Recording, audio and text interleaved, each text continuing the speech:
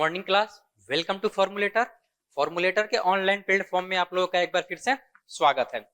तो आज का जो हमारा सेशन होने वाला है वो है प्रीवियस ईयर क्वेश्चन पे बेस्ड है। इससे पहले भी हम लोग बहुत सारे प्रीवियस ईयर क्वेश्चन कर चुके हैं। तो उस प्रीवियस ईयर के क्वेश्चन की सीक्वेंस को आगे बढ़ाते हुए हम लोग आज एक और प्रीवियस ईयर का क्वेश्चन अपने बिहार इंजीनियरिंग यूनिवर्सिटी का करने वाले हैं। ठीक, तो अब बात आता है कि प्रीवियस ईयर क्वेश्चन में हम कौन से पेपर का प्रीवियस ईयर क्वेश्चन का सोल्यूशन करने वाले हैं। वो पेपर आपका मैथमेटिक्स का होगा।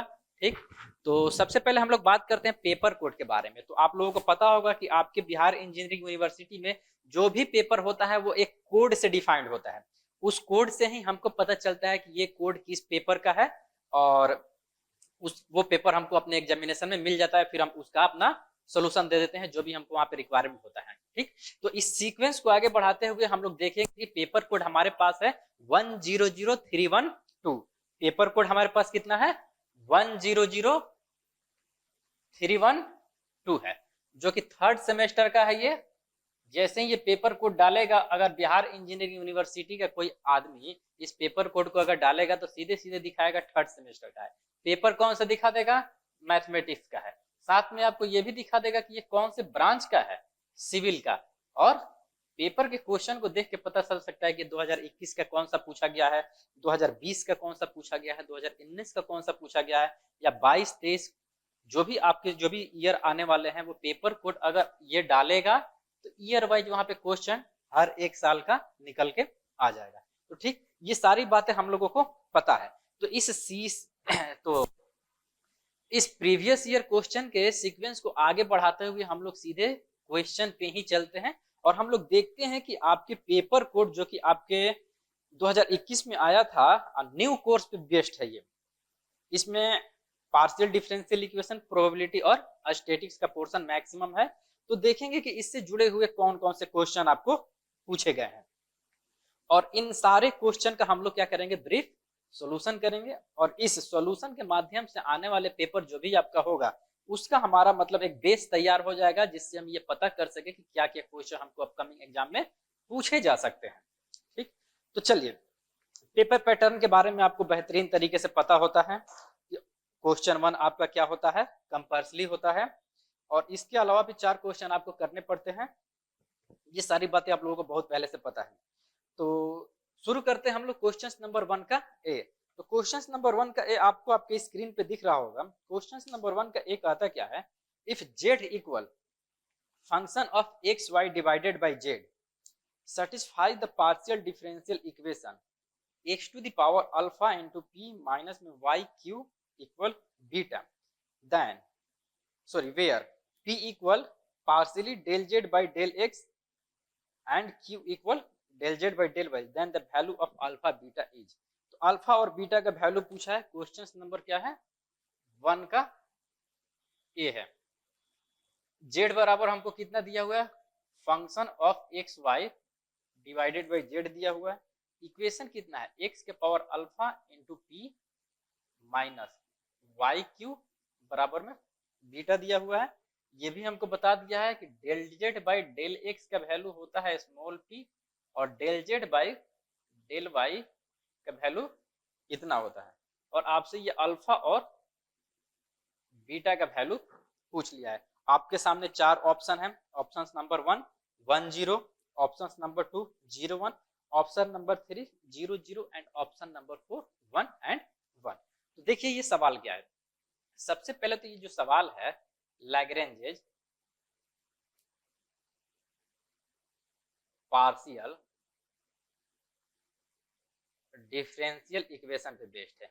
ये जो सवाल आपका क्या है? लैग्रेंज पार्शियल डिफरेंशियल इक्वेशन पे बेस्ड है। ठीक, अब लैग्रेंज पार्शियल डिफरेंशियल इक्वेशन कहता क्या है कि ये जो हमारे पास इक्वेशन आता है, ये इसका सॉल्यूशन ही हमारे पास ये फंक्शन होता है। ठीक, तो अब इसका सॉल्यूशन क्या होगा? अगर हम इस ऑप्शंस में जो भी हमारे पास ऑप्शंस दिए हैं, इस ऑप्शंस में नंबर 1 पे जो आता है ऑप्शन कितना है? 1 और 0। इसका मतलब अल्फा के जगह पे 1 और बीटा के जगह पे अगर हम लोग 0 रखते हैं, तब हमारे पास ये जो सॉल्यूशन निकल के आएगा इसका कितना हो जाएगा? एक्स पी माइनस में वाई क्यू इक्वल 0। यहाँ से ये निकल जाएगा। यहाँ से हम ये बोल सकते हैं कि एक्स पी बराबर में वाई क्यू या फिर आप इसको ऐसे न लिख के सीधे इसका ऑक्सिलरी इक्वेशन लिख दो, तो dx बाई x माइनस में dy by y equal dz by 0। यहां से ये एक सेट, यहां से ये एक सेट बनाइए आप, उसके बाद दूसरा सेट आप ये बनाइए, x और y के अलग अलग वैल्यू के लिए आप इसको सोल्व करिएगा तो आपको पता चलेगा ये जो इक्वेशन बन के आया कितना बन के आया, ये जो इसका सोल्यूशन निकल के आएगा हमारे पास कितना होगा, z equal function of x y by z. तो इस तरीके से हम लोग ये आइडेंटिफिकेशन कर पाते हैं कि जो हमारे पास ये सवाल था जिसमें अल्फा और बीटा का वैल्यू पूछा गया था, उसका ऑप्शन क्या होगा, ऑप्शन नंबर 1, जिसमें अल्फा का जगह पे 1 और बीटा की जगह पे 0 पुट होगा। ठीक, और ये लैग्रेंज पार्शियल डिफरेंशियल इक्वेशन जो है इसका करने का तरीका आपको पता होगा, कैसे इसका सोल्यूशन निकालते हैं। तो ये आपका इसका सोल्यूशन था। देखते हैं क्वेश्चन नंबर 1 का बी। इसी में हम लोग देखते हैं क्वेश्चन नंबर 1 का बी। ठीक, देखते हैं क्वेश्चन नंबर 1 का बी क्या है। तो आपको आपकी स्क्रीन पे ये सवाल दिख रहा होगा, the particular integral of partial differential equation x y, एक पार्शियल डिफरेंशियल इक्वेशन दिया हुआ है x y del two z divided by del x del by, इसका वैल्यू 1 दिया हुआ है।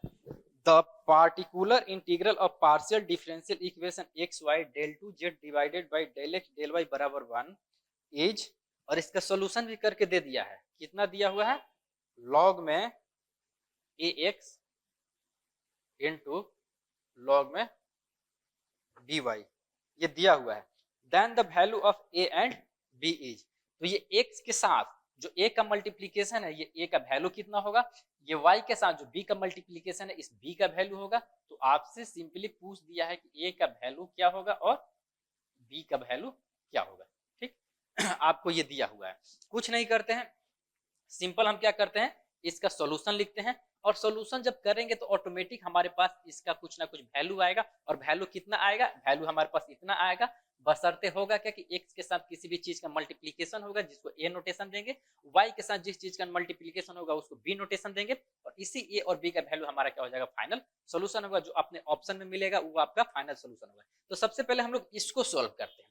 तो इसको सोल्व करने के लिए हम पहले इसी को उठा लेते हैं। हमारे पास ये क्या है, लॉग में ax इंटू लॉग by। हम मान के चलते हैं क्या कि जो सॉल्यूशन हमारे पास आया है z इक्वल कितना है, लॉग में ax इंटू लॉग by, ये हमारे पास सॉल्यूशन निकल के आया है किसका, इसका x y del two z divided by del x del y equal 1। जब हम इसका सॉल्यूशन करेंगे तो जो हमारे पास जेड का फाइनल वैल्यू निकल के आएगा, इतना निकल के आएगा, इतना हम क्या लिए हैं, मान लिया। अब हम इसी को क्या करते हैं, रिवर्स प्रोसेस में चलेंगे। कहाँ चलेंगे, रिवर्स प्रोसेस में, या फिर आप ये कह लो कि यहाँ से सीधे हम यहाँ भी आ सकते हैं। रिवर्स चलो या फॉरवर्ड चलो, कोई फर्क नहीं पड़ता है, किसी भी तरीके से हमको इसका क्या सोल्यूशन लेके आना है। तो हम लोग करेंगे क्या कि जेड बराबर लॉग में a x into log a y दिया हुआ है। अब हम करते हैं क्या कि differentiate partially with respect to x. जब हम पार्शियली एक्स के रेस्पेक्ट में डिफ्रेंशिएट करेंगे तो हमारे पास क्या हो जाएगा, ये del z divided by del x equal, यहां देखिए ये दो फंक्शन का क्या है, मल्टीप्लीकेशन है। तो जब हम एक्स के रेस्पेक्ट में पार्शियली करेंगे तो लॉग में बी वाई क्या हो जाएगा, कांस्टेंट की तरह ट्रीट करेगा। तो लॉग में बी वाई कांस्टेंट है, इसको हम बाहर कर लिए। ठीक, डिफ्रेंसिएशन इसका करेंगे लॉग में ए एक्स का, तो लॉग का कितना होता है 1 by x into chain rule से ए एक्स का डिफ्रेंसिएशन करेंगे तो कितना हो जाएगा ए। तो यहां से कितना हो जाएगा हमारे पास, ये log b y divided by, ये हमारे पास एक्स निकल के आ गया। और हम करेंगे क्या, इस एक्स का इसके साथ अगर मल्टीप्लीकेशन कर दें तो x partially del z by del x का वैल्यू कितना हो जाएगा, लॉग बी वाई। इसको इक्वेशन 1 मान लेते हैं। चलिए यहां तक कोई दिक्कत नहीं है, इसको इक्वेशन 1 मान लिए। आगे देखते हैं,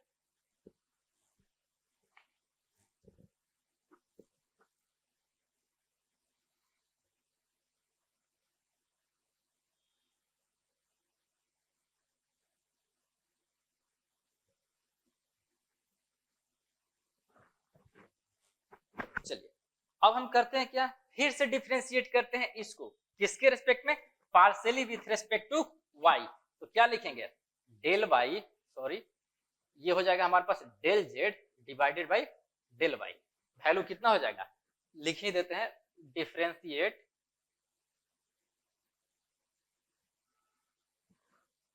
partially with respect to y। अब हमारे पास जब y के रेस्पेक्ट में इसको डिफ्रेंशिएट करेंगे तो ये कांस्टेंट की तरह ट्रीट करेगा, तो कांस्टेंट को सबसे पहले बाहर लिख लेते हैं। लॉग में कितना है dy, इंटू वाई के रेस्पेक्ट में करेंगे तो b वैल्यू हमारे किसका कितना हो जाएगा, लॉग में ax डिवाइडेड बाई y, और यहां से कितना हो जाएगा y del z by del y, इसकी जगह पे कितना हो जाएगा हमारे पास ये लॉग में ये हो गया हमारे पास इक्वेशन नंबर 2। ठीक, अब हम करेंगे क्या, इक्वेशन 1 और equation 2 multiply, equation 1 with equation 2 we get. जब हम दोनों को मल्टीप्लाई करेंगे तो देखिए क्या होगा, x का मल्टीप्लीकेशन y के साथ होगा, एक्स वाई आ जाएगा, del z divided by del y और del z divided by del x, तो del 2 z divided by del x और डेल y। राइट साइड भी आपका मल्टीप्लीकेशन होगा, कितना हो जाएगा, लॉग में ax इंटू लॉग bx, और सवाल में इसी का वैल्यू कितना दे रखा है हमको, यहाँ पे 1 दे रखा है। तो एक तरीके से बोल सकते हैं कि ये जो हमारे पास डेटा निकल के आया है इसका वैल्यू कितना निकल के आया हमारे पास, 1 निकल के आया है। यहाँ तक इन्हीं को समझने में कोई दिक्कत नहीं हुआ होगा। अब हम लोग चलते हैं आगे, आगे हम लोग देखते हैं। देखिए मल्टीप्लाई कर दीजिए इसको, log a plus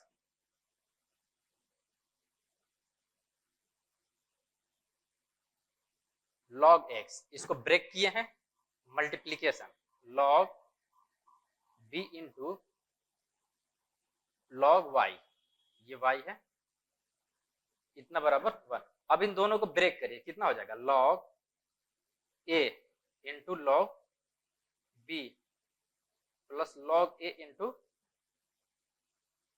log y plus में log x into log b plus log में x इंटू लॉग में y बराबर 1। यहां तक इन्हीं को कोई भी दिक्कत नहीं होना चाहिए। ठीक, ये क्या है, लॉग के प्रॉपर्टी पे इसको ब्रेक किए हैं, फिर मल्टीप्लाई करके हम इसमें क्या कर दिए, पुट कर दीजिए। अब हमको ऐसा इसमें क्या पुट करना है, x y del 2z divided by del x और डेल y, इतना बराबर इतना और इतना बराबर इतना। अब हम इसमें ऐसा क्या पुट करें जो हमारे पास रिजल्ट कितना निकल के आ जाए, 1 निकल के आ जाए। ठीक, अब हम इसमें ऐसा क्या पुट करें जो हमारे पास रिजल्ट 1 निकल के आ जाए, और फाइंड क्या करना है, a और b का वैल्यू फाइंड करना है। तो यहां देखिए, अगर हम a की जगह पे इफ a की जगह पे 1 पुट कर देते हैं, साथ ही साथ b की जगह पे भी अगर 1 पुट करते हैं, तो देखिएगा लॉग में 1 इंटू लॉग में 1, और लॉग 1 का वैल्यू कितना होता है, 0 होता है। यहाँ पे भी लॉग 1 अगर पुट कर देंगे ओवरऑल रिजल्ट 0 आ जाएगा। यहाँ पे b की जगह पे 1 पुट कर देंगे, लॉग में b यानी कि लॉग 1 का वैल्यू 0 निकल के आ जाएगा। इसका मतलब इसका वैल्यू डायरेक्ट 1 के बराबर आ रहा है। तो जो आपके पास रिजल्ट दिया हुआ है इतना बराबर, जो इसका सोल्यूशन है, जहां पे a बराबर 1 और b बराबर 1 पुट करेंगे, तो ये हमारे पास इसका सोल्यूशन सेटिस्फाई कर जाएगा। ठीक, यहां तक आपको सवाल बिल्कुल क्लियर हो चुका होगा कि सवाल को किस तरीके से हम लोग बनाते हैं। ठीक, तो अब देखिए क्या है, तो यहाँ पे a और b का वैल्यू हमसे पूछा है, तो अगर a बराबर 1 और b बराबर 1 पुट करते हैं तो ये हमको रिजल्ट 0 दे देगा, ये रिजल्ट 0 दे देगा, ये भी रिजल्ट हमको 0 देगा। तो x इंटू वाई बराबर वैल्यू क्या हो जाएगा, log x into log y बराबर वैल्यू 1, जो कि इसके बराबर है। तो हमारे पास रिजल्ट क्या निकल के आ जाएगा, ये हमारे पास फाइनल रिजल्ट निकल के आ गया। ठीक, यहाँ तक आप लोगों को कोई दिक्कत नहीं हुआ होगा, और ये भी आपको क्लियर हो गया होगा कि जो सवाल आपको ऑब्जेक्टिव फॉर्म में दिया गया है, इस ऑब्जेक्टिव फॉर्म के सवाल को किस तरीके से हम लोग सब्जेक्टिव फॉर्म में या फिर लॉन्ग डेरिवेशन में भी इस सवाल का सोल्यूशन किस तरीके से हम लोग कर सकते हैं। तो ओवरऑल आपके पास यही सोल्यूशन दिया हुआ है, आपको क्लियर हो गया होगा कि सवाल कहता क्या है। अब हम लोग चलते हैं अगले सवाल की तरफ। क्वेश्चन नंबर 1 का सी क्या था? क्वेश्चन नंबर 1 का सी। स्क्रीन पे सवाल आपको दिख रहा होगा कि the solution of partial differential equation y square z p plus x square z q equal y square x is x का पावर अल्फा माइनस में y का पावर बीटा दिया हुआ है बराबर function of x square minus z square, then the value of alpha और beta. तो alpha beta का वैल्यू आपसे पूछा गया है कि अल्फा बराबर वाट और बीटा बराबर वाट, ये वैल्यू आपसे पूछा गया है। और क्वेश्चन दिया हुआ है कि y square z p plus x square z q equal y square x. और इसका जो सोल्यूशन निकल के आया है उसका वैल्यू है एक्स के पावर में अल्फा माइनस में वाई का power beta equal function of x square minus z square. तो ये अल्फा और बीटा का वैल्यू पूछा गया है। ठीक, सिंपल सवाल है। तो सवाल को देखिए बनाना इंपॉर्टेंट नहीं होता है, सवाल का एनालिसिस करना और ये समझना कि जो हमको सवाल दिया गया है वो कौन से टॉपिक पे बेस्ड है और इससे रिलेटेड किस तरीके से, और इससे रिलेटेड जो सवाल होते हैं उसको हम लोग किस तरीके से सॉल्व करते हैं। ठीक है, तो ये सवाल को देख के हमको इतना आइडेंटिफिकेशन हो चुका होगा कि ये जो सवाल है पार्शियल डिफरेंशियल से जुड़ा हुआ है, इतना तो क्लियर है। दूसरी बात, पार्शियल डिफरेंशियल में भी बहुत सारे कैटेगरीज होते हैं, तो उस कैटेगरीज में ये सवाल कौन से कैटेगरी पे बेस्ड है? तो ये जो होता है लैग्रेंजेस पार्शियल डिफरेंशियल इक्वेशन पे बेस्ड होता है और ये उसी पे बेस्ड है। और इसका जो सोल्यूशन हम लोग करते हैं, सबसे पहले क्या करते हैं, ऑक्सिलरी इक्वेशन लिखते हैं। सबसे पहले इस सवाल का हम लोग क्या करते हैं, ऑक्सिलरी इक्वेशन लिखते हैं। ये जो p होता है इसको dx डिवाइडेड बाय इसके साथ जो मल्टीप्लिकेशन होता है उसको डिवीजन में कर देते हैं, ये इक्वेट कर देते हैं इसके साथ। q क्या होता है, जो p होता है आपका del z by del x होता है, जो q होता है del z by del y होता है। q हो गया हमारे पास dy डिवाइडेड बाई इसके साथ मल्टीप्लिकेशन कितना है एक्स स्क्वायर जेड, ये जो होता है वो डी जेड होता है एक्स वाई जेड। और इसके साथ जो भी यहाँ पे राइट में चीज होता है उसको क्या करते हैं हम लोग, इस तरीके से इक्वेट कर देते हैं। यहां तक किन्हीं को कोई दिक्कत नहीं होगा। अब देखिए यहाँ पे क्या है, 1 2 3 कैटेगरी है, तो उठाएंगे क्या, पहले हम इसको और इसको पिक करते हैं। इसको पिक करेंगे तो क्या हो जाएगा, dx divided by y square z equal dy divided by x square z. क्या कैंसिल हो रहा है, यहाँ से जेड और जेड कैंसिल हो गया, तो dx divided by y square equal dy divided by x square. By cross multiplication करेंगे तो x cube dx equal y cube dy, दोनों तरफ आप इंटीग्रेशन कर दीजिए, एक्स स्क्वायर हो जाएगा ये और ये भी वाई स्क्वायर हो जाएगा। दोनों तरफ हम क्या कर दिए हैं, इंटीग्रेशन किए हैं। इतना काम करने के बाद जब आप इंटीग्रेशन करिएगा तो आपको पता होगा कि रिजल्ट कितना आने वाला है, तो एक्स का पावर 3 डिवाइडेड बाई 3 बराबर वाई के पावर 3 डिवाइडेड बाई 3। और जैसा कि क्या है इंडेफिनिट इंटीग्रल है तो यहाँ पे कोई कांस्टेंट के मान लेते हैं। ठीक, एक्स क्यूब माइनस में वाई क्यूब बराबर में के डैश। ये हमारे पास पहले वाले का सॉल्यूशन निकल के आ गया। दूसरे वाले का सॉल्यूशन हमको देखिए, चाहिए तो आप सॉल्यूशन निकाल भी सकते हैं और नहीं तो यहीं से हमारा जो ऑब्जेक्टिव सवाल है जिसका ऑप्शन हमको कितना दिया हुआ है, क्वेश्चन नंबर 1 का सी 2 3 3 3 3 1 एंड 1 1, यहाँ से भी हमको ऑप्शन दिख रहा है कि इसका ऑप्शन कितना हो जाए, एक्स का पावर कितना है 3, वाई का पावर 3 है और अल्फा और बीटा, एक्स के पावर अल्फा वाई के पावर अल्फा, तो अल्फा और बीटा की जगह पे 3 3 निकल के आ गया। तो यहाँ से आप इसका आंसर दे सकते हैं कि जो हमारे पास अल्फा और बीटा का वैल्यू है वो कुछ और नहीं 3 3। अगर आप चाहें कि इसका पूरा सॉल्यूशन करना चाहते हैं कि दूसरे वाले पार्ट का सॉल्यूशन कितना आएगा तो वो भी निकल सकता है, कुछ करना नहीं है उसके लिए। दूसरे वाले में आप इसको इक्वेट कर दीजिएगा, जब आप इसको इक्वेट करिएगा तो dy divided by x square z equal dz divided by y square z. यहाँ से देखिए z और z, this implies dy by x square equal dz by y square. ठीक, तो यहाँ पे एक तो आपका z आ रहा है, दूसरा आपका y जा रहा है, तो आप इसको इक्वेट मत करिए, आप इसको और इसको कर दीजिए। या करके देखते हैं क्या आता है, इसमें भी x और z में फंक्शन आना चाहिए ना।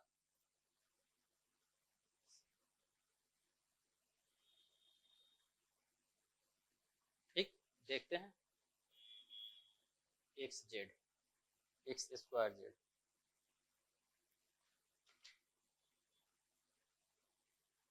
यहां से तो ये वाला रिजल्ट नहीं निकल के आ रहा है, तो हम करेंगे क्या कि इसको रिजल्ट को ना लेके इसको ले लेते हैं 1 और 3 को।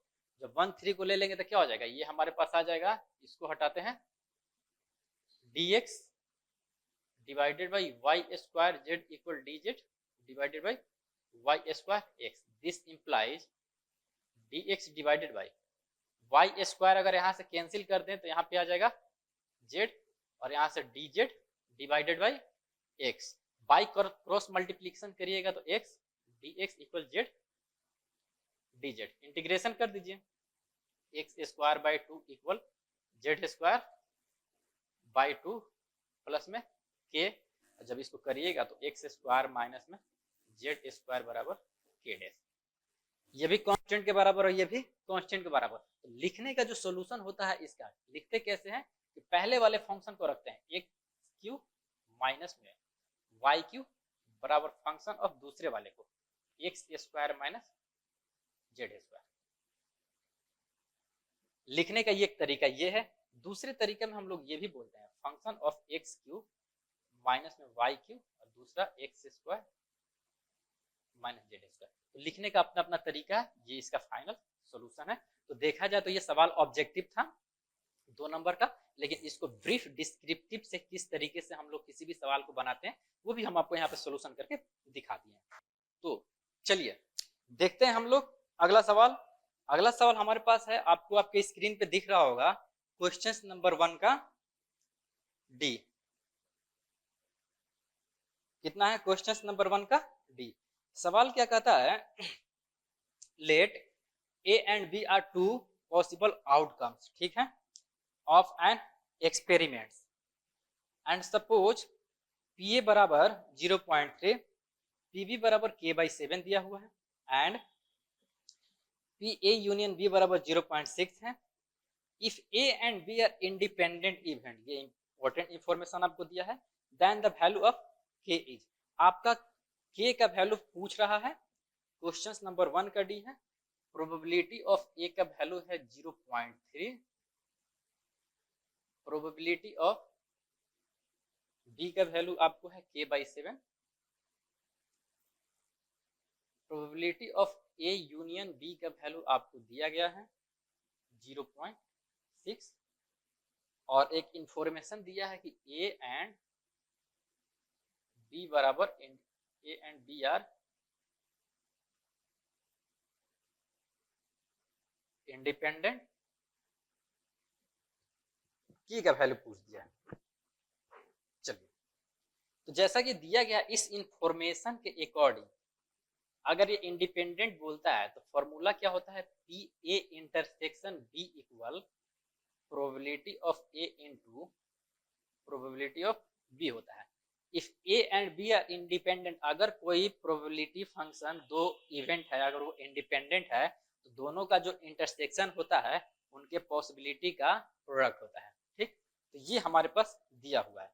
इसका वैल्यू हमको कितना दिया है क्वेश्चन में, प्रोबेबिलिटी ऑफ ए का वैल्यू कितना है 0.3, प्रोबेबिलिटी ऑफ बी का वैल्यू कितना है के बाई 7, इतना वैल्यू है। तो ये हमारे पास आ गया 0.3 के डिवाइडेड बाई 7। और जैसा कि हमको पता है now probability of A union B equal probability of A plus probability of B minus में probability of A intersection B, ये फॉर्मूला होता है, हम लोगों को पता है।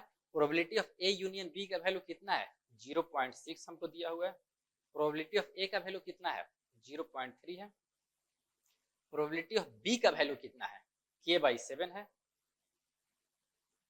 Probability of A intersection B, अभी हम ये ए इंटरसेक्शन बी निकाले हैं 0.3 के डिवाइडेड बाई 7। आप इसको सोल्व कर दीजिए, ऑटोमेटिक आंसर निकल जाएगा आपका। इधर देखिए 0.6 है, ये प्लस है, उधर गया माइनस हो जाएगा तो 0.3। एलसीएम कितना है 7 लेंगे तो 1 में से 0.3 निकल गया तो कितना हो जाएगा 0.7 के डिवाइडेड बाई 7। इसको कितना लिख सकते हैं 1/10 के, तो के का वैल्यू यहाँ पे हम कितना कर देंगे 3, चेक करिएगा कि के का वैल्यू ऑप्शन में कहाँ पे 3 है, वही आपसे पूछ रहा है क्वेश्चन नंबर 1 का डी। तो क्वेश्चन नंबर जो 1 है, 1 का डी, ऑप्शन जो 3 है, ऑप्शन जो 3 है, option 3 is the correct answer of this question 1 का डी। ठीक, उम्मीद करते हैं कि ये सोल्यूशन आपको बेहतरीन तरीके से समझ में आया होगा। चलते हैं अगले सवाल की तरफ। क्वेश्चन नंबर 1 का ई। क्वेश्चन नंबर 1 का बी। आपको आपके स्क्रीन पे क्वेश्चन नंबर 1 का ई दिख रहा होगा। क्वेश्चन नंबर 1 के ई में बोलता है कि the first 3 moments of the distribution about 5 are 2, 7 and 15 respectively. Then the mean and variance of the distribution are. आपसे 3 मोमेंट दिया हुआ है, अबाउट 5, मीन और वेरिएंस पूछ रहा है, और सेम क्वेश्चन, बस थोड़ा सा डेटा आपका डिफरेंस होगा। हमने लाइव क्लास में भी आपको ये सवाल करवाया है और रिकॉर्डेड सेशन में ये सवाल ऑलरेडी मौजूद है। तो जिन लोगों ने बेहतरीन तरीके से हमारा लेक्चर अटेंड किया होगा फॉर्मूलेटर एप्लीकेशन पे, उनको इस सवाल को बनाने में या फिर इससे पहले जो भी आप सवाल देखें, इस सवाल को बनाने में कोई भी परेशानी नहीं हुआ होगा। और जो लोग नए हैं उनके लिए भी कोई बड़ी बात नहीं है, आप धीरे धीरे चीज़ों को देख कर भी सीख सकते हैं। तो चलिए हम लोग क्या करते हैं, सबसे पहले इसका सोल्यूशन करते हैं। चलिए, हमको क्या दिया हुआ है, अबाउट मीन का वैल्यू दिया हुआ है। तो हमको दिया हुआ है गिवन, सवाल क्या, the first 3 moment of the distribution about 5 are 2, 7 and 5। About 5 के अकॉर्डिंग जो फर्स्ट 3 मोमेंट दिया हुआ है उसका वैल्यू कितना है, 2, 7, 5, यानी कि म्यू1 डैश का वैल्यू है हमारे पास 2, म्यू2 डैश का वैल्यू हमारे पास है आपका 7 दिया हुआ है, एंड म्यू3 डैश का वैल्यू आपको दिया गया है क्वेश्चन में 15। ये 3 इंफॉर्मेशन हमको ये सवाल में दिया हुआ है, और हमसे पूछा गया है क्या कि मीन कितना होगा और वेरिएंस कितना होगा। ठीक, चलिए इसका सबसे पहले हम लोग क्या निकालते हैं, मीन निकालते हैं, उसके बाद वेरिएंस निकालेंगे। तो सबसे पहले मीन के लिए late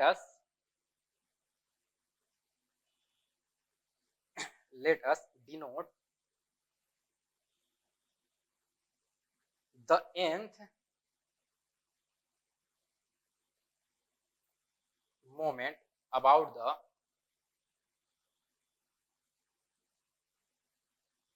the value 5 by m n2 equal x minus में a का पावर n। तो यहां से m1 निकाल लेते हैं, कितना हो जाएगा, x माइनस में 5 का पावर 1, और इसका वैल्यू 2 दिया हुआ है, और ये सवाल में हमको क्या है, गिवन है। तो m1 का वैल्यू कितना है, x माइनस में 5 बराबर में 2, x 5 प्लस 2 बराबर 7। ठीक, आपका मीन निकल गया 7।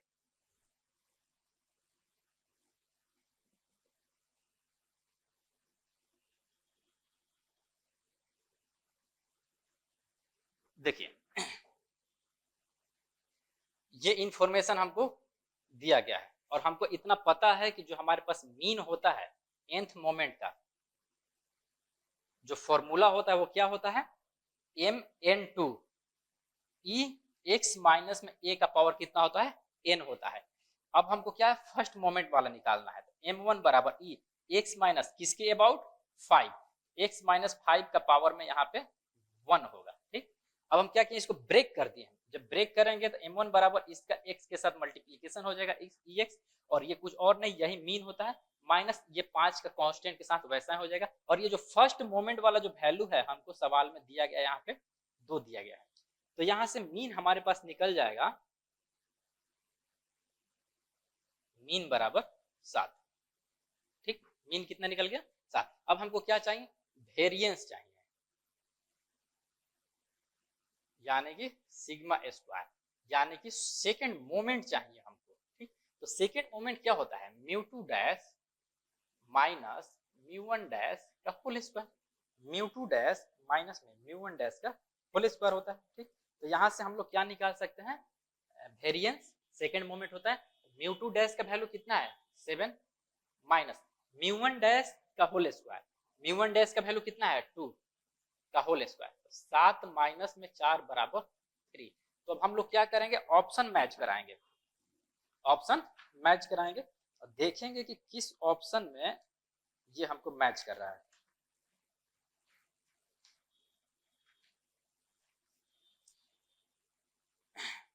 तो आपको चाहिए मीन 3, सॉरी मीन चाहिए 7 और वेरिएंस चाहिए आपको 3। 7 3 option 4 is the correct answer, option 4 is the correct answer. ठीक, तो ये सवाल समझ में आया होगा। चलिए चलते हैं। ठीक, तो अगला सवाल जो है आपको आपके स्क्रीन पे दिख रहा होगा, क्वेश्चन नंबर 1 का एफ। क्वेश्चन नंबर 1 का एफ कहता क्या है, देखेंगे, इफ 2 डाइस आर थ्रोन, ठीक, at a probability that the sum is neither 8 nor 12 is 5 by k, then the value of k is। Simple सवाल है, क्वेश्चन नंबर 1 का एफ। बोलता क्या है कि 2 डाइस है, उसको हम थ्रो किए हैं, थ्रो करने के बाद जो सम आता है वो सम का पॉसिबिलिटी नाइदर 8 नॉर 12 और इसका जो पॉसिबिलिटी है 5 बाई के है। तो आपसे इस के का वैल्यू ही पूछ लिया है। ठीक, आसान सवाल है, देखते हैं इस सवाल आसान सवाल को किस तरीके से हम लोग स्टेप बाय स्टेप करते हैं और फाइनल इसका आंसर कितना निकल के आता है। Since 2 dice are thrown, since 2 dice are thrown, the total number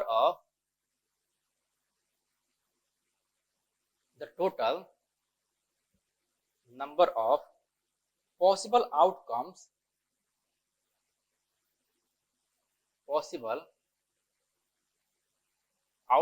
in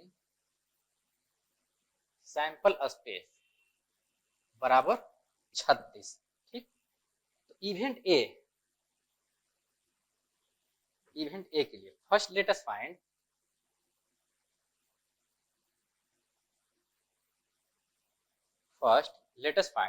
the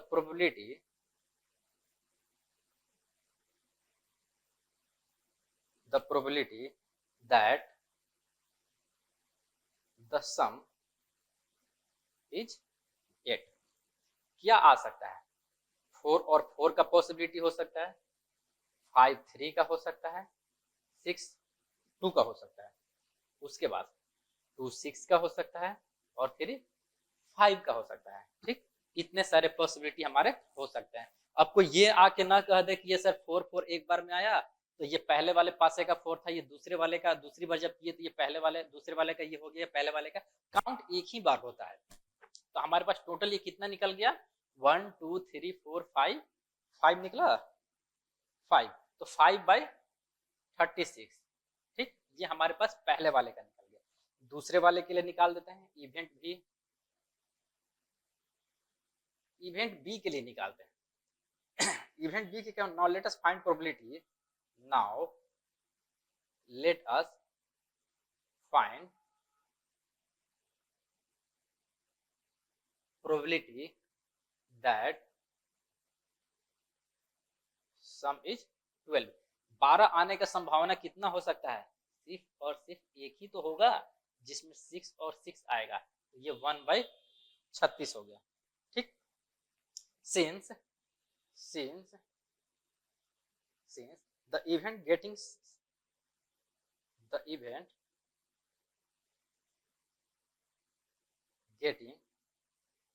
sum 8 and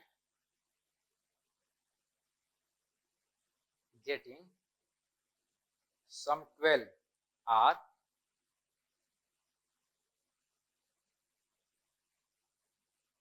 independent of each other and mutually exclusive, mutually exclusive. Hence probability of A intersection B equal probability of A into probability of B बराबर 0। देखिए यहाँ पे mutually क्या हो गया, exclusive है इस condition के अकॉर्डिंग, इसीलिए इंटरसेक्शन इतना तो होता ही है बराबर 0 के इक्विवेलेंट हो जाएगा। अगर इंडिपेंडेंट होता इतना बराबर इतना तो होता ही। अब चलिए देखते हैं, ये हमारे पास इक्वेशन 1 एज्यूम हो गया। So therefore probability of A union B बराबर probability of A plus probability of B minus में probability of A intersection B. Probability of A union B का वैल्यू कितना है हमारे पास, यही निकालना है। ये 5/36 आया है, ये कितना है 1/36 आया है, और इसका वैल्यू हमारे पास 0 निकल के आया है। तो एलसीएम हमारा 36 5 + 1 6/36 बराबर 1/6। ठीक, 1/6। अब हमको क्या चाहिए, ये तो पॉसिबिलिटी होने का है, न होने का पॉसिबिलिटी कितना हो जाएगा। Now the probability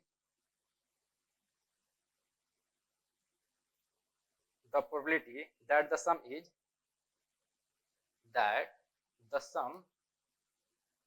is neither 8 nor 12 is 1 minus probability of A union B बराबर 1 माइनस में 1/6 बराबर में 5/6। तो k का वैल्यू हमारे पास कितना निकल के आ गया, ऑप्शंस क्या था हमारे पास, तो k बराबर हमारे पास आ गया 5।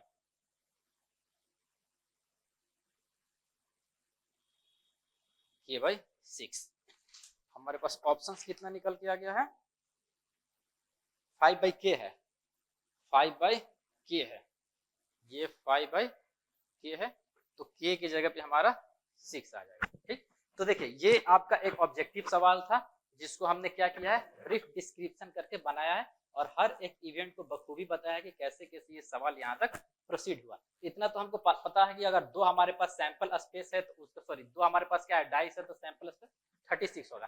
पहला इवेंट क्या बोलता है कि सम 8 आना चाहिए, कितने पॉसिबिलिटी है, इतने पॉसिबिलिटी हो सकते हैं आउट ऑफ इतना में। दूसरी कंडीशन में 12 आना चाहिए, सम एक पॉसिबिलिटी हो सकता है आउट ऑफ 36 में। ये प्रोबेबिलिटी ऑफ ये निकल गया, प्रोबेबिलिटी ऑफ बी निकल गया। दूसरी कंडीशन में बोलता क्या है कि event getting sum 8 and getting sum 12 are independent of each other. अगर दोनों क्या एक दूसरे से इंडिपेंडेंट है तो दोनों का जो इंटरसेक्शन होता है, दोनों म्यूचुअली इंडिपेंडेंट तो है ही, साथ ही साथ दोनों का जो हमारे पास इंटरसेक्शन होता है उसका वैल्यू कितना निकल के आ जाएगा 0, म्यूचुअली एक्सक्लूसिव के कंडीशन के अनुसार। ये फॉर्मूला हमको पता है, यहाँ से हम क्या निकाल दिए, यूनियन बी। यूनियन बी निकालने का मतलब क्या है, इसका आने का संभावना और इसका आने का संभावना, दोनों का कंडीशन कितना है, इतना है। लेकिन सवाल में आपसे क्या पूछा है, ना आने का संभावना, तो ना आने का संभावना कितना होता है, 1 में से टोटल प्रोबेबिलिटी जो आया उसको घटा देंगे, जो रिजल्ट निकल के आएगा उसी से कंपैरिजन करने के बाद हमारे पास k का वैल्यू 6 निकल के आ रहा है, जो कि हमारा फाइनल सॉल्यूशन है। तो आप अपने बिहार इंजीनियरिंग यूनिवर्सिटी में चाहे क्वेश्चन आपका ऑब्जेक्टिव निकल के आए, चाहे क्वेश्चन आपका सब्जेक्टिव निकल के आए, पेपर को किस तरीके से लिखना है ताकि एग्जामिनर भी है वो ऑटोमेटिक खुश हो जाए, उसको फील हो कि हाँ आपने जो वर्क किया है बखूबी लिखा है, जो आपके दिमाग में क्रिएशन चल रहा है उस क्रिएशन को आप लोगों ने बखूबी वहां पे ड्रॉ कर दिया। आपका कायदे से बोल रहे हैं 1 नंबर का भी कटौती नहीं होने वाला है। ये जो तरीका है सवाल को लिखने का, इसी तरीके से पेपर को फिल किया जाता है। अगर हम चाहें तो इस सवाल को बहुत फ्रैक्शन ऑफ सेकंड में भी बना सकते हैं। हमको पता है कि ये इतना होता है, ये निकाल के ये निकाल सकते हैं, फ्रैक्शन ऑफ सेकंड में ये पता कर सकते हैं। ये कंडीशन के अनुसार हम डायरेक्ट इस वैल्यू पे पता कर सकते हैं, 1 में से इस रिजल्ट को घटा के डायरेक्ट आंसर निकाल सकते थे। लेकिन ये ऑब्जेक्टिव ये जो होता है वनडे एग्जाम में, जब हम लोगों को समय कम होता है तब जाके हम लोग कुछ वैसा करते हैं कंपटीशन में। लेकिन आपको क्या है, सब्जेक्टिव पेपर दे रहे हैं ना, तो वहां पे सब्जेक्टिव पेपर में आपका मैक्सिमम मोटो क्या होता है, नंबर को एग्जामिनर से चुराना, खींचना। कितना नंबर हम एग्जामिनेशन खींच सकते हैं, वो हमारे पास टैलेंट है कि नहीं, और वो टैलेंट सवाल को पढ़ के उसको लिखने से आता है। तो राइटिंग एक बेटर स्किल्स होता है किसी भी एग्जामिनेशन में अच्छे नंबर प्राप्त करने के लिए। ठीक, तो ये था आपका सवाल क्वेश्चन नंबर 1 का एफ। तो क्वेश्चन नंबर 1 का देखते हैं जी। तो चलिए देखते हैं क्वेश्चन नंबर 1 का जी। सवाल आपको आपके स्क्रीन पे दिख रहा होगा। क्वेश्चन नंबर 1 का जी सवाल क्या कहता है,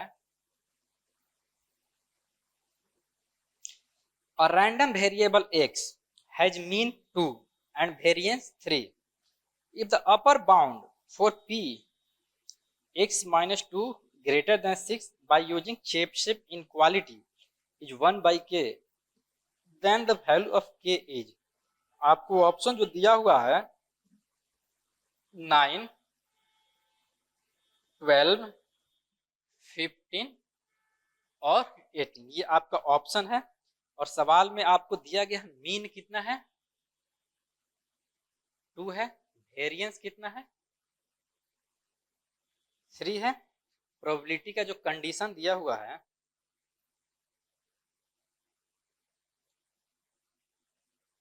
x माइनस में 2 ग्रेटर देन 6 ये दिया हुआ है, और k का वैल्यू पूछ रहा है। तो k है क्या, और इसी का वैल्यू हमारे पास 1 बाई k निकल के आया है।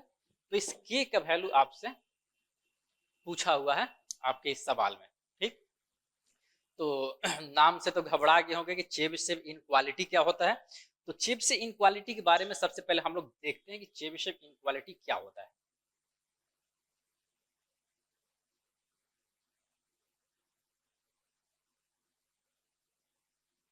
सबसे पहले हम लोग देखेंगे कि चेबीशेव इनक्वालिटी क्या होता है। Let x be any random variable with finite expected value,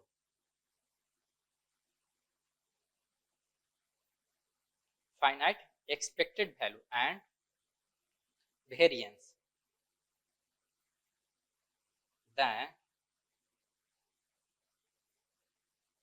then every positive, then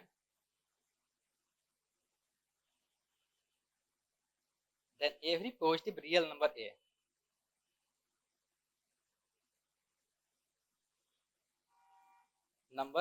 a probability of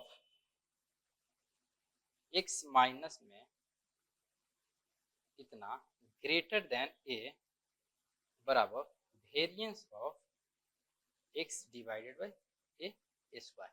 ये जो होता है चेबीशेव इनक्वालिटी का डिफिनीशन और उसका कंडीशन होता है। कहता है क्या कि let x be any random variable with finite expected value and variance then the every positive real number a इस कंडीशन बराबर इतना होता है। तो गौर से देखिए कि यही चीज तो आपको यहाँ पे दिया हुआ है, p की जगह p है, मॉड में x माइनस में e ऑफ x है, मॉड में इतना बराबर में ई कंडीशन हमको दिया हुआ है बराबर 1 बाई k है। तो इस k की जगह पे ही तो आपसे पूछा है a स्क्वायर है, और a की जगह यहाँ पे कितना है 6 दिया हुआ है। तो यहां से हम ये फाइंड कर सकते हैं ऑन कंपेयरिंग, कंपेरिजन जब हम करेंगे तो कितना आ जाएगा, ऊपर में वेरिएंस चाहिए जिसका वैल्यू हमारे पास कितना है 3 है, नीचे में क्या चाहिए a स्क्वायर चाहिए, तो a की जगह कितना है 6 है, तो यहाँ पे 6 का स्क्वायर 3 बट्टा में 36 1 बट्टा में 12। सिंपल सा आंसर है इसका 12। तो option number B is the correct answer. तब जब आपको ये पता हो कि जो हमारे पास चेबीशेव इनक्वालिटी होता है उसका कंडीशन क्या होता है और इस कंडीशन बराबर कितना वैल्यू दिया जाता है। अगर आपको ये कंडीशन पता है, put the value and get the result. ये क्वेश्चन नंबर क्या था 1 का जी था। ठीक,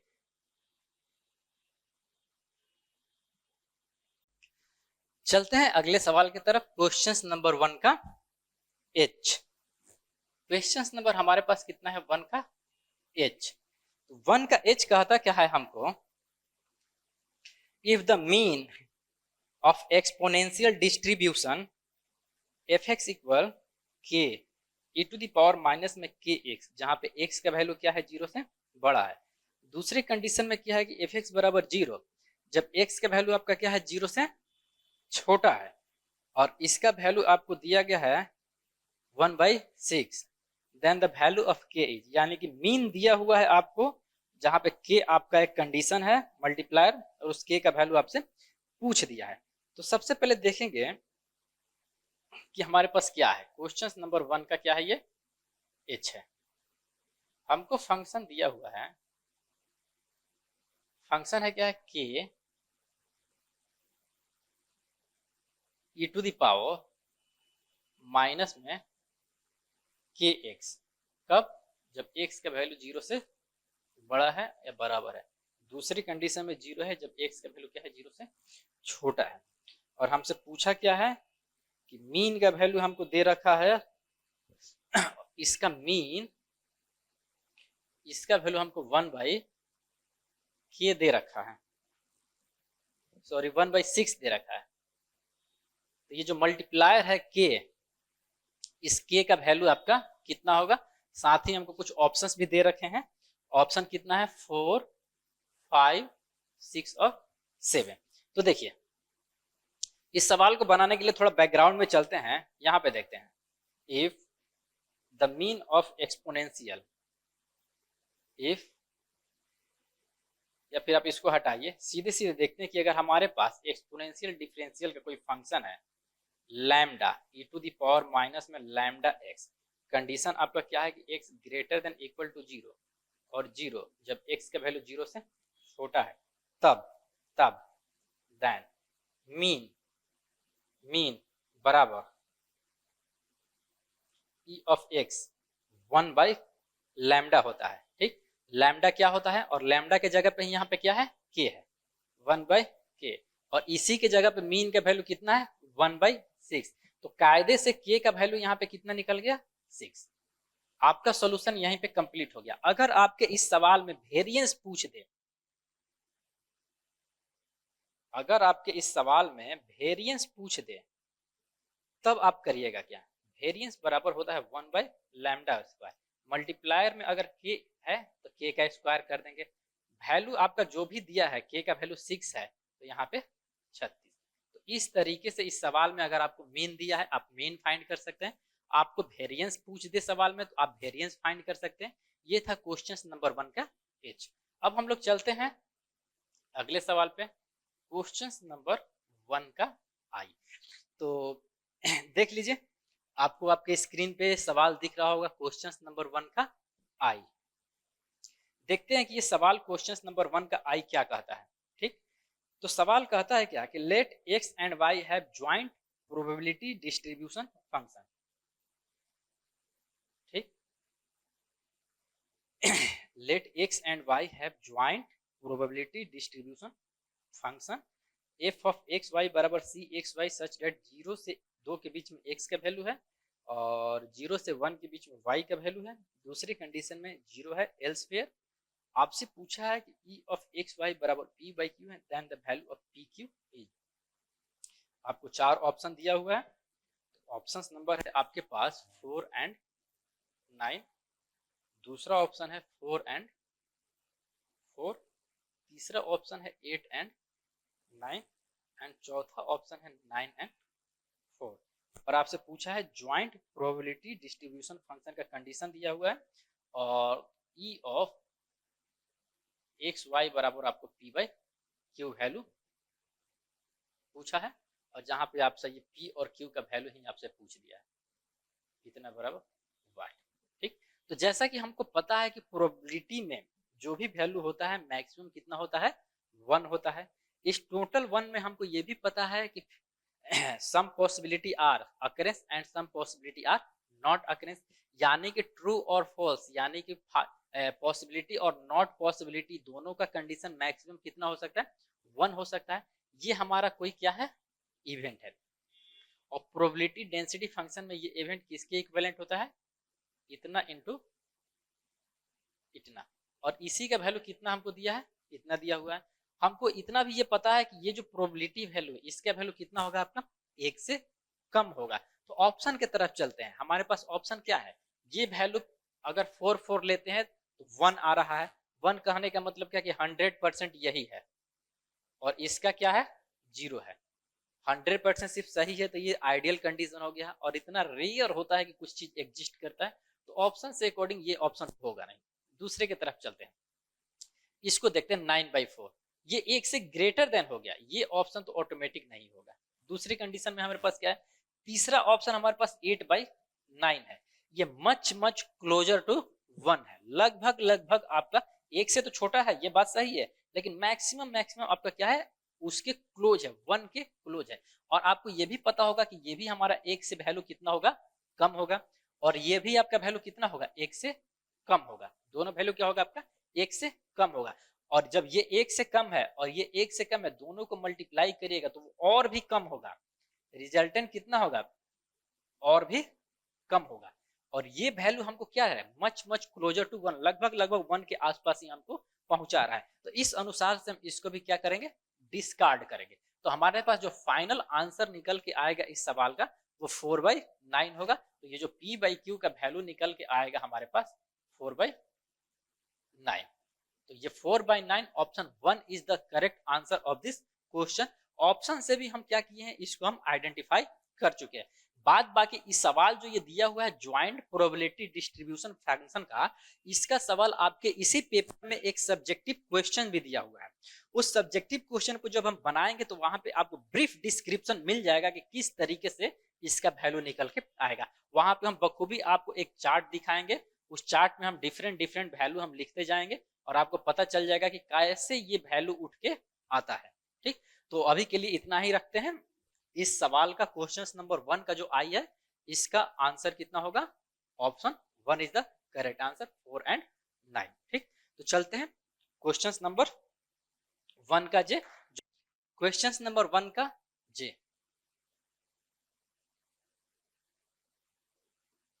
क्वेश्चन नंबर 1 का जे।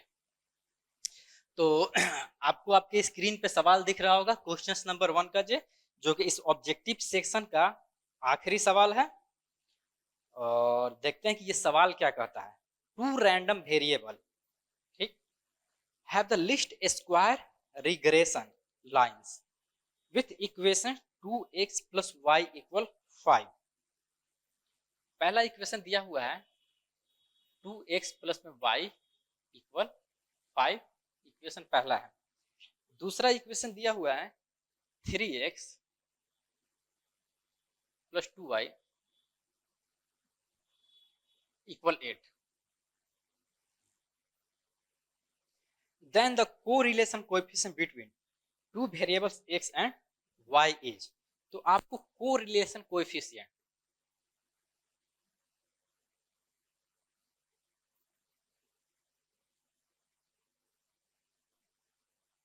इतना आपको फाइंड करना है। ठीक, तो सवाल समझ गए होंगे कि कोरिलेशन आपको फाइंड करना है दो लीनियर इक्वेशन से। ठीक, तो आपको पता होना चाहिए कि कोरिलेशन का फॉर्मूला क्या निकल के आता है, √b xy × by(x), यही तो निकल के आता है इसका फॉर्मूला। अगर आप लोगों को बेहतरीन तरीके से पता होगा तब। तो हमको क्या चाहिए, ये जो दोनों इक्वेशन हमको दिया गया है, इन दोनों इक्वेशन से सबसे पहले हमको क्या निकालना है, by(x) निकालना है एंड bxy फाइंड करना है। ठीक, तो चलिए देखिए इस तरीके के सवाल को किस तरीके से बनाते हैं ये हम आपको पहले ही बता चुके हैं। ये देखिए, ये हमारे पास इक्वेशन 1 है, तो लिखेंगे फ्रॉम 1, इक्वेशन कितना है 2x + y = 5। यहां से x को सेपरेट करिए 5/2 माइनस में y/2। ये हम x को जब सेपरेट करेंगे तो हमारे पास कितना निकल के आएगा। ठीक, यहां से y का जो मल्टीप्लायर है, y का जो मल्टीप्लायर है उसका वैल्यू कितना है, तो ये है हमारा b, किस पे निकाले हैं x पे निकाले हैं। y का मल्टीप्लायर देखते हैं, y का मल्टीप्लायर इसका वैल्यू कितना है माइनस में 1/2 मतलब 0.5 निगेटिव का। और आपको ऑप्शन भी हम यहाँ पे मेंशन कर देते हैं, पहला ऑप्शन है √3/2 दूसरा जो ऑप्शन है माइनस का अंडर रूट में 3/2, ऑप्शन जो 3 है वो 1/2 दिया है, और ऑप्शन जो 4 है माइनस का 1/2, ये ऑप्शन है। और ऑप्शन से हम आइडेंटिफाई कर पाएंगे, या फिर ऑप्शन को अगर आप छोड़ दीजिए तो इस कंसेप्ट से हम इस ऑप्शन तक पहुंच सकते हैं। हम आपको वो बेहतरीन तरीका बनाएंगे। कोई भी लाइन ऑफ रिग्रेशन या कोरिलेशन का ये सबसे बेस्ट तरीका होता है। ठीक, दूसरा क्या हो सकता है, ये तो हम ये निकाल दिए। दूसरे कंडीशन में हम क्या कर सकते हैं, y पे इसी को सोल्व करते हैं। ये तो हमने क्या x पे सोल्व किया, इसी को हम y पे सोल्व करते हैं, कितना निकल के आएगा। जब y पे इसको सोल्व करेंगे तो y इक्वल, ये वैल्यू कितना हो जाएगा 5/2 माइनस में 2x, ऐसा है नहीं, ये कुछ इस तरीके से आएगा, y बराबर 5 माइनस में 2x इतना आएगा। तो इसमें b y निकाले हैं, x पे वैल्यू देखते हैं ना, x का कोएफिशिएंट, इसका वैल्यू माइनस में 2 निकल के आ गया। दो पॉसिबिलिटी लिए हैं इक्वेशन 1 से।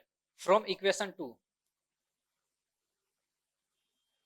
दूसरे इक्वेशन को पकड़िए, यहां पे है कितना है 3x प्लस में 2y बराबर में 8 दिया हुआ है। x के लिए इसको सोल्व करिए, x बराबर कितना हो जाएगा 8/3 माइनस में 2/3y।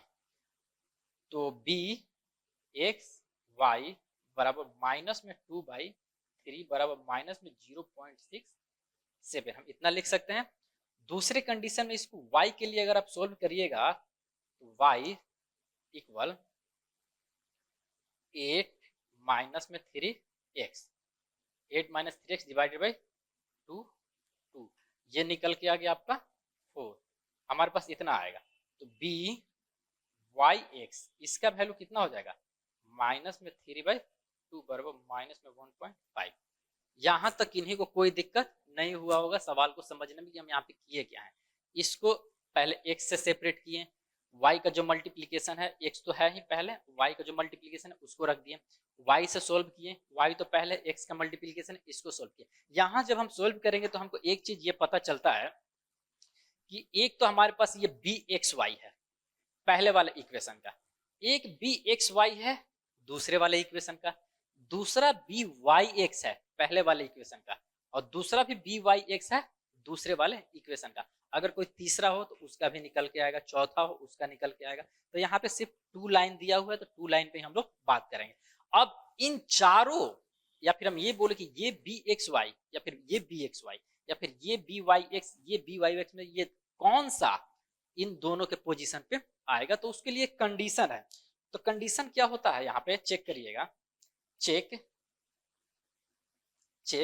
In equation 1, check in equation 1 who has value less than 1, who has value less than 1 don't consider positive or negative sign, don't consider positive और नेगेटिव साइन। ठीक, अब देखिए इक्वेशन 1 बोल रहा है कि चेक इन इक्वेशन 1, तो ये है हमारे पास क्या इक्वेशन 1।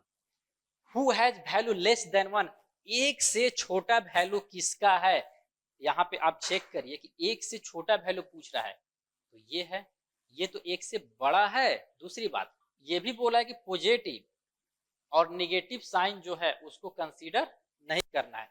ये माइनस दोनों को हम क्या कर देंगे इलिमिनेट कर देंगे, और एक से छोटा कंसीडर करेंगे। तो एक से छोटा कहाँ है 0.5 निकल के है, किसका वैल्यू है, तो हमारे पास जो ये जो bxy इसका वैल्यू कितना निकल के आ गया 0.5, साइन को कंसीडर नहीं करना है। ये xy निकल गया पहले वाले इक्वेशन से। जब पहले वाले इक्वेशन से हम xy निकाले हैं तो दूसरे वाला इक्वेशन इसका जस्ट अपोजिट होगा, क्योंकि फॉर्मूला में हमको क्या चाहिए अपोजिट चाहिए। तो दूसरे वाला इक्वेशन क्या हो जाएगा byx।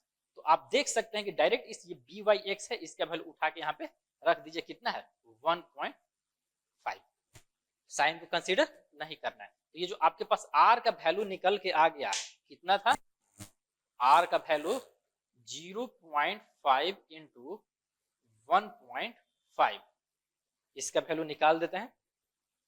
आपको आपके एग्जामिनेशन में कैलसी लागू होता है, स्क्वायर रूट 0.5 इंटू 1.5, 0 प्लस में 866 प्लस में 0.866 निकल के आ रहा है। अब हम चलते हैं, ये तो हमारा पॉइंट के वैल्यू निकल के आ गया, या फिर आप चाहें तो इसको ऐसे भी कर सकते हैं कि r बराबर ये हो जाएगा square root 5/10 into 15/10, 75, 5 root 3 divided by 10, यानी कि अंडर रूट 3/2 प्लस का। क्वेश्चन नंबर 2 का A2 का भी वो आपको फॉर्मूलेटर एप्लीकेशन में भी मौजूद मिल जाएगा। और यहाँ पे अगर आपको कोई डाउट है तो आप कमेंट बॉक्स में कमेंट भी कर सकते हैं, अगर कोई सजेशन है वो भी आपको दे सकते हैं वहां पे। ठीक, तो इस वीडियो में इतना ही, मिलते हैं इसके अगले सीरीज में, तब तक के लिए धन्यवाद।